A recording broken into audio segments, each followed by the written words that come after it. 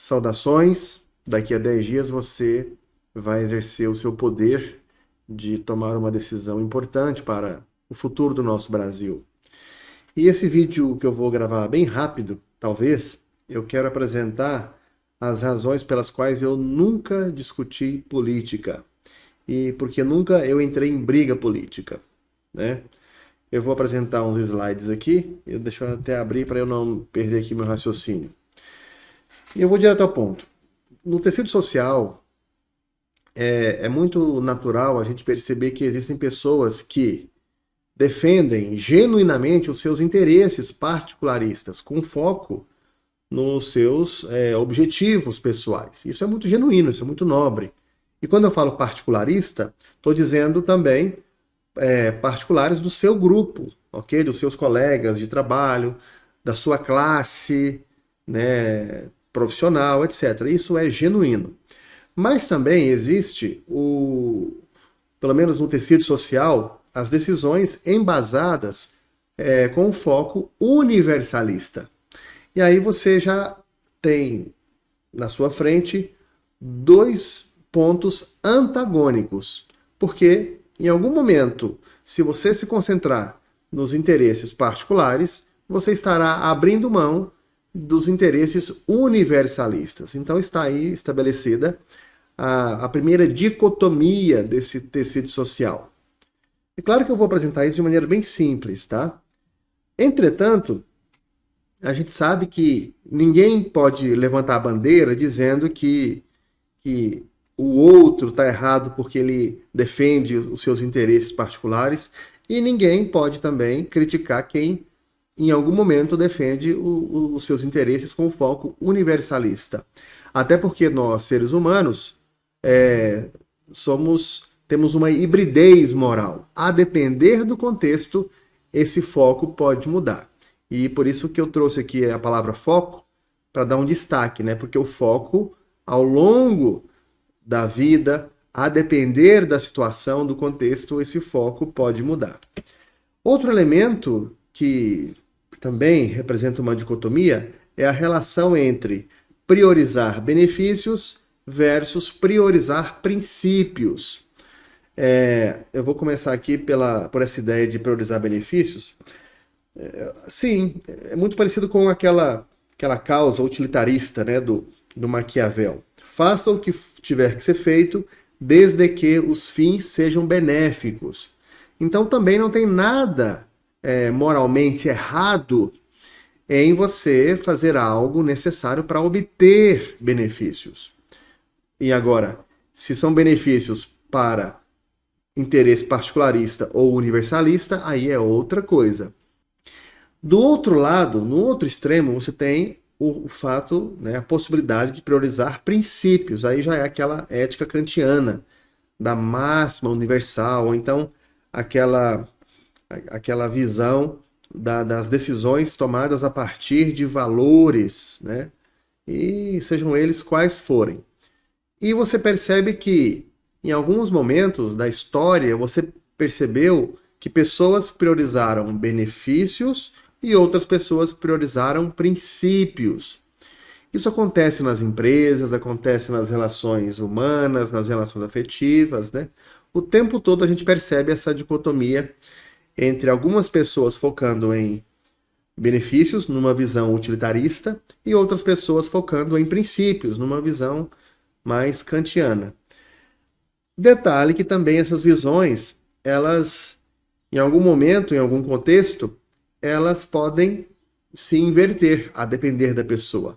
Uma pessoa que em algum momento ela age por princípios, quando a farinha é pouca, meu pirão primeiro, né? Ela pode em algum momento priorizar os seus benefícios, né, a longo prazo, pensando também no seu bolso, etc.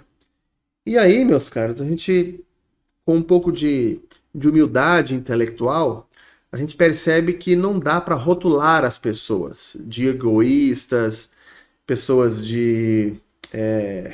exigentes demais, pessoas cegas, pessoas idólatras. Não dá, porque em algum momento todos nós vamos viver, né, os extremos desses 4 elementos que você está vendo aí. Mas você percebe que no espectro político você tem, não estou dizendo que isso é verdade, eu estou dizendo que tem essa pecha, né? Os conservadores têm uma tendência a se identificar como pessoas guardiãs de princípios, talvez uma causa universalista. Universalista não, mas mais de um caráter nacionalista, né? Os conservadores têm essa bandeira. Do outro lado, os progressistas, eles têm esse foco nas minorias, ou talvez um foco, como você está vendo aí, o particularista, esse foco nos privilégios dessas minorias. Aí vem aí os benefícios, né? A igualdade para todos, a picanha, o churrasco. Então você percebe que, de maneira proposital ou não, tanto conservadores quanto progressistas, eles trazem para si esses rótulos, né? Mas eu tenho que te dizer uma coisa, se você também tem um pouquinho de inteligência, se você estuda um pouco e reconhece o seu horizonte de ignorância, você sabe que o pessoal progressista também segue princípios, como, por exemplo, o princípio da igualdade. Isso para eles é muito forte, né? Inclusive, é um princípio muito relevante. E por mais que o pessoal progressista defenda o princípio da igualdade, o pessoal que é conservador defende o princípio da liberdade. A questão é que parece que existe uma hierarquia entre eles que ambos não concordam. Agora, o pessoal que é progressista também tem um foco universalista, né? Tem um foco pensando, eles têm um projeto de Brasil, né? Aquele mundo do John Lennon, querendo ou não, é um foco universalista. Se ele é realizável ou não, isso aí existem pessoas que vão contradizer essa ideia. Mas eu quero dizer para você o seguinte, se a gente tem um pouquinho de honestidade intelectual, a gente percebe o nosso horizonte de ignorância, a gente não tem motivo para discutir política. Não tem razões, porque todo mundo, dentro da sua argumentação, tem uma certa verdade própria, e essa pessoa ou está defendendo com um viés por princípios, ou num viés utilitarista. Ou essa pessoa também está defendendo um foco particularista, ou com foco universalista. E aí, qual que é a solução? Nesse cenário você encontra aí os isentões, aquelas pessoas que vão votar em branco, que vão se abster, né, de deixar o seu voto, porque não concordam com as pessoas que estão pleiteando a presidência da República. E eu não quero discutir as pessoas, eu quero discutir aqui o projeto de Brasil, tá? Mas eu tenho um outro elemento que me traz uma paz. Agora eu vou dizer para vocês como que eu resolvo isso dentro de mim. Porque se a gente olhar para isso aí e olhar para as pessoas, eu entendo quem está querendo votar em branco, eu entendo quem está querendo abster-se, né? Por não querer se comprometer com isso. Até por uma questão de princípios, né? De não gostar nem de um nem de outro. Mas eu quero te dizer uma coisa. Existe uma mensagem que me ajuda, eu estou falando por mim, tá?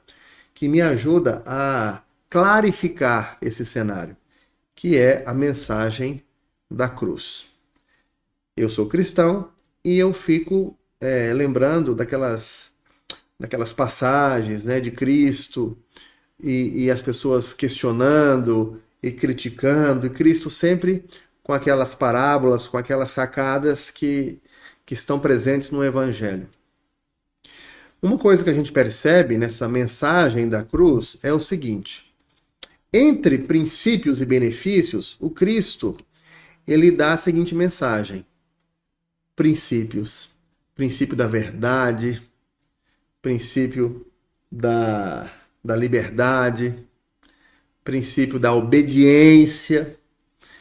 E os benefícios, eles existem, porque, de alguma forma, mesmo falando, entendendo que nesse mundo nós teremos aflições, o Deus é tão bom que ele nos beneficia com uma graça imerecida e a gente experimenta vários benefícios, né, nesse mundo. O problema é quando a gente quer priorizar os benefícios em detrimento aos princípios. E aí a mensagem da cruz é: vamos priorizar os princípios, porque benefícios não é priorizar, é buscar, como você está vendo aqui.